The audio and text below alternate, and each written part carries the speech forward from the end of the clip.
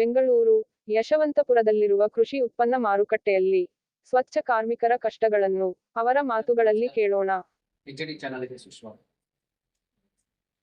ಕೃಷಿ ಉತ್ಪನ್ನ ಮಾರುಕಟ್ಟೆಯಲ್ಲಿ ಎಪಿಎಂಸಿ ಅಡಿಯಲ್ಲಿ ಪೌರ ಕಾರ್ಮಿಕರಿಗೆ ಶೋಷಣೆಗಳ ಬಗ್ಗೆ ನಾವು ಕೇಳ್ಕೊಂಡಾಗ ಇಲ್ಲಿ ನಡೀತಿರುವಂತಹ ಕಾರ್ಮಿಕರಿಗೆ ಹಿಂಸಾಚಾರವನ್ನು ನಾವು ಪ್ರತ್ಯಕ್ಷವಾಗಿ ತಿಳ್ಕೊಳ್ಳೋಣ. ಸರ್, ಈ ಪೌರ ಕಾರ್ಮಿಕರಿಗೆ ತುಂಬಾ ಹಲವು ವರ್ಷಗಳಲ್ಲಿ ಶೋಷಣೆಗಳಿವೆ. ಇದ್ರ ಬಗ್ಗೆ ನಿಮ್ಮ ವಿವರಣೆ ಏನು? ಈ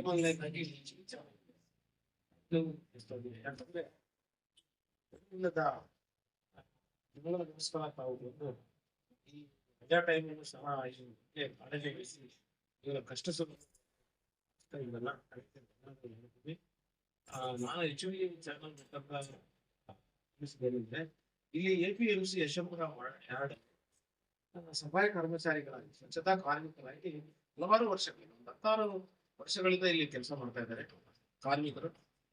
ನಾವು ಇತ್ತೀಚೆಗೆ 4-5 ವರ್ಷಗಳಿಂದ ಈ ಕಾರ್ಮಿಕರ ಬಗ್ಗೆ ನಮಗೆ ತಿಳಿಯನ್ನು ಬಿದ್ದು ಶೋಷಣೆ ಆಗ್ತಾ ಇದೆ ನೀವು ಹೇಳದಂಗೆ. ಮತ್ತೆ ಅವ್ರಿಗೆ ಸರಿಯಾಗಿ ವೇತನ ಸಿಗ್ತಾ ಇಲ್ಲ, ಅಥವಾ ಸಹಕಾರಿಗಳಾಗಿರ್ಬೋದು ಮಾಸ್ಕ್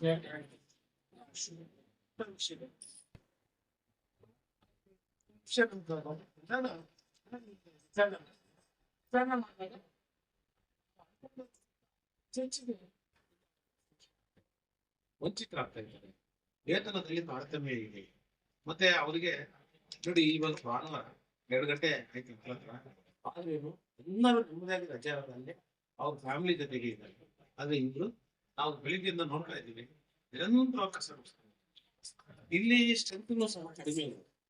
ಆಕ್ಚುಲಿ ಒಂದು 40-50 ಮಂದಿ ಕಾರ್ಮಿಕರು ಇರುವ ಜಾಗದಲ್ಲಿ ಯಾರು ಹೇಳೋದು ನಮ್ಮ ಕಾರ್ಮಿಕರು ಯಾರ್ಡಲ್ಲಿ ಕೇವಲ 10-11-12 ಮಂದಿ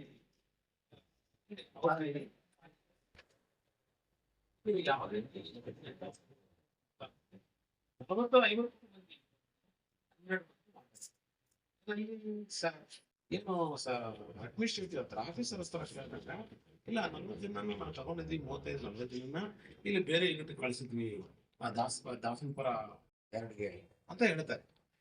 ಯಾರು ನಮ್ಮ ಸೆಕ್ರೆಟರಿ ದೊರಸ್ವಾಮಿ ಅವರು. ಸರ್, ಇವಾಗ 40 ಮ್ಯಾನ್ ಪವರ್ ತಗೊಂಡಿದ್ದಾರೆ ಅಂದ್ರೆ 40 ಜನರಿಗೆ ಬಿಲ್ ಮಾಡ್ಕೊಂಡು ಇವರು ಕೊಂಡೆ ಹೊಡಿತಾರೆ.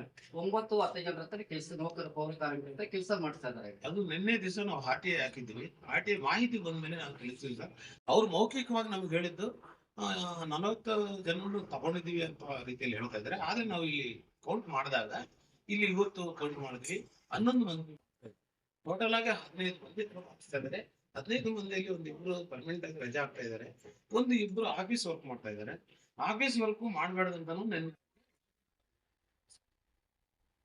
ಯಾಕಂದ್ರೆ ಕಸ ಬೇರೆ ಕೆಲಸ ಮಾಡಬಾರ್ದು ನಿಬಂಧನೆ ಇದೆ, ಆದೇಶನೂ ಸಹ ಇದೆ ಸರ್ಕಾರದಲ್ಲಿ.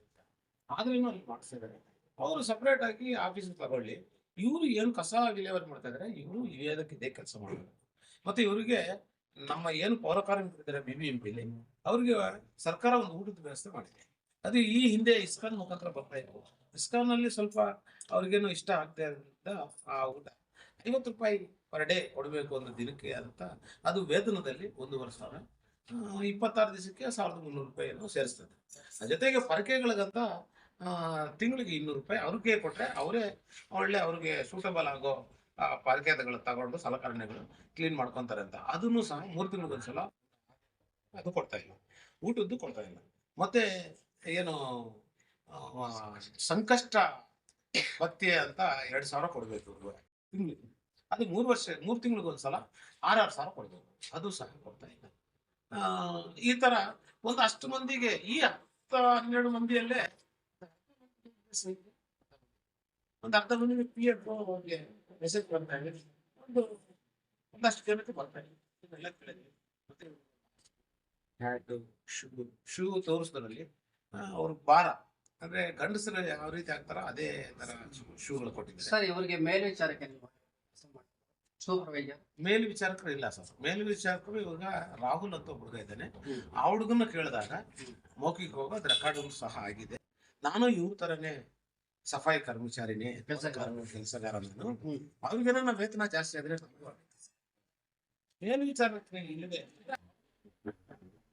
ಸಫಾಯಿ ಕರ್ಮಚಾರಿ ಸರ್ ನಮಸ್ಕಾರ ಸರ್. ಆರಾಮ್ಸೆ ಆಗ್ಲ